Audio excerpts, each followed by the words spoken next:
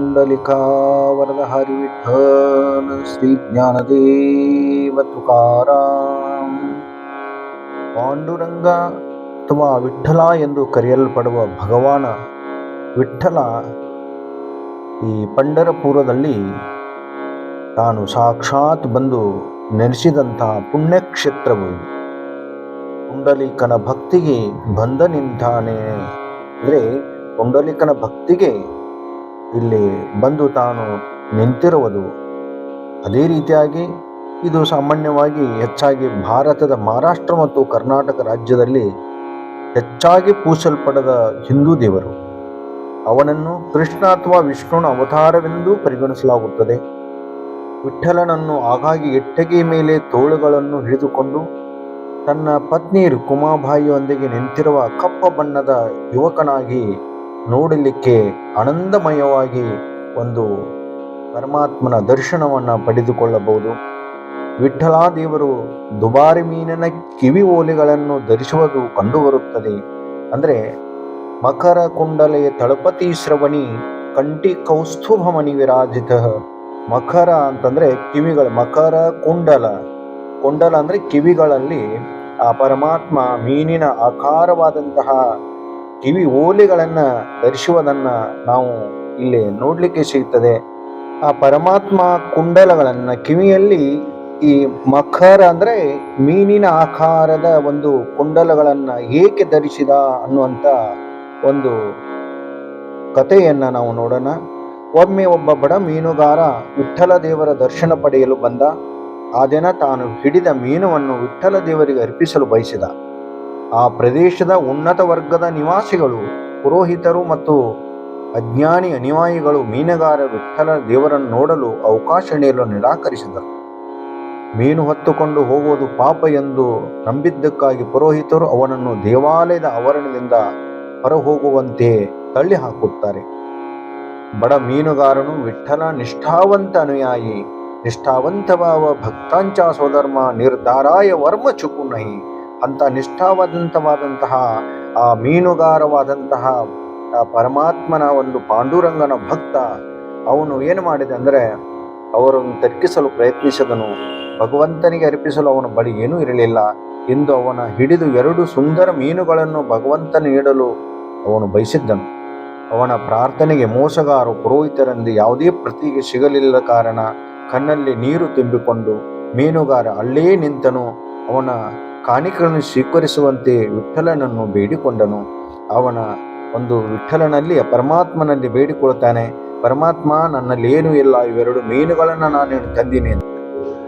ಊಚ ನೀಚ ಕಾಯಿ ನೀನೇ ಭಗವಂತ, ತಿಷ್ಟೇ ಭಾವ ಭಕ್ತಿ ದೇಕೋನಿಯ, ದಾಸಿಪುತ್ರ ಕನ್ಯಾ ವಿದುರಾಚೆ ಭಕ್ಷಿ, ದೈತ್ಯ ಪ್ರಹ್ಲಾದಾಶ ರಕ್ಷೆಯಲ್ಲಿ.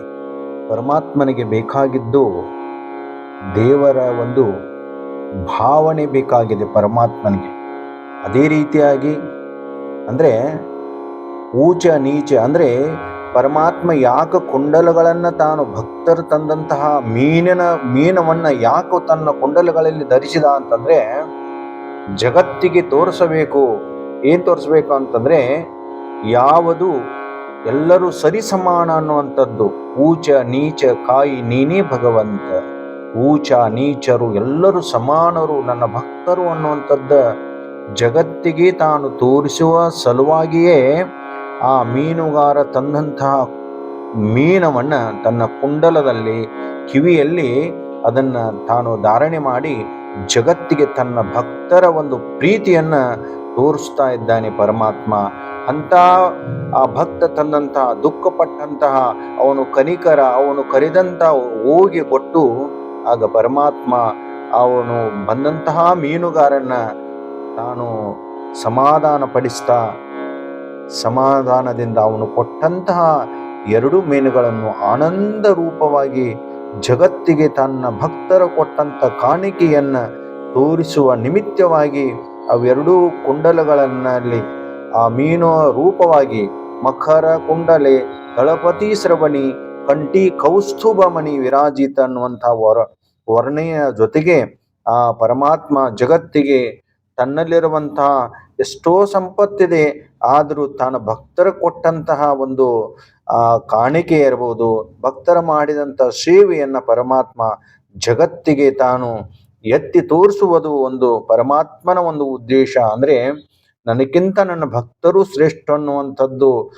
ಜಗತ್ತಿಗೆ ತೋರಿಸಿದಂತಹ ಈ ಪಾಂಡುರಂಗ ಆ ಮೀನುಗಾರನ ಕೊಟ್ಟಂತಹ ಆ ಮೀನದ ರೂಪವನ್ನ ಕುಂಡಲಗಳಲ್ಲಿ ಅಂದರೆ ಕಿವಿಯಲ್ಲಿ ಧರಿಸಿದ್ದನ್ನ ಇವತ್ತೇ ನಮಗೆ ನೋಡಿಸಲಿಕ್ಕೆ ಸಿಗ್ತದೆ. ಇಂಥ ಒಂದು ಶ್ರವಣವನ್ನ ಪರಮಾತ್ಮನ ಚಿಂತನೆಯನ್ನ ಮಾಡ್ತಾ ಇನ್ನೂ ಅನೇಕವಾದಂತಹ ಆ ಕುಂಡಲಗಳಲ್ಲಿ ಮೀನುಗಳನ್ನು ನೋಡಿದೀವಿ.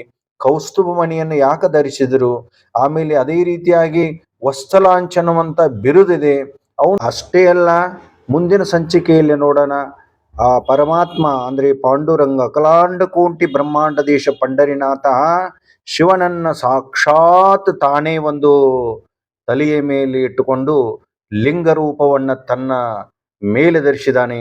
ಲಿಂಗ ರೂಪವಾದಂತಹ ಆ ಜಗತ್ತಿಗೆ ಶಿವನನ್ನ ಶ್ರೇಷ್ಠ ಅನ್ನುವಂಥದ್ದು ತಾನು ತೋರಿಸಲಿಕ್ಕೆ, ಅಂದರೆ ಹರಿ ಹರಿ ಹಾ ಮಂತ್ರ ಶಿವಾಚ ಮಣತೀಚ ವಾಚ ಥ್ಯಾ ಮೋಕ್ಷ ಮುಕ್ತಿ, ಅಂದರೆ ಹರಿಹರ ಭೇದ ನಾಹಿ ನಕಾಕರುವಾದ ಅನ್ನುವಂಥ ಜಗತ್ತಿಗೆ ದ್ವಂದ್ವಗಳಲ್ಲಿ ಭಕ್ತರಿಲ್ಲ ಸಂಶಯಗಳನ್ನು, ಭಕ್ತರಿಲ್ಲಿರುವಂತಹ ಸಂಶಯಾಸ್ಪಗಳನ್ನು ಕಳೆದು ನಾನು ಎಲ್ಲ ಸ್ವರೂಪ ನಾನೇ ಇದ್ದೀನಿ, ಅಕಾರ ಉಕಾರ ಮಕಾರ ಅನ್ನುವಂಥದ್ದನ್ನು ನನ್ನಲ್ಲಿನ ಕಾಣದಿದೆ. ಅಂದರೆ ಶಿವನು ನಾನೇ ಇದ್ದೀನಿ, ಬ್ರಹ್ಮನು ನಾನೇ ಇದ್ದೀನಿ, ವಿಷ್ಣುನು ನಾನೇ ಇದ್ದೀನಿ ಅನ್ನುವಂಥದ್ದು ಜಗತ್ತಿಗೆ ತೋರಿಸಿದಂತಹ ಪರಮಾತ್ಮ ವಿಶೇಷವಾದಂತಹ ತಾನು ಪರಮಾತ್ಮ ಆ ಶಿವನನ್ನ ತನ್ನ ತಲೆಯ ಮೇಲೆ ಏಕೆ ಧರಿಸಿದ ಅನ್ನುವಂಥದ್ದನ್ನ ಮತ್ತೆ ಮುಂದಿನ ಸಂಚಿಕೆಯಲ್ಲಿ ನಾವು ಚರ್ಚೆಯನ್ನು ಮಾಡೋಣ.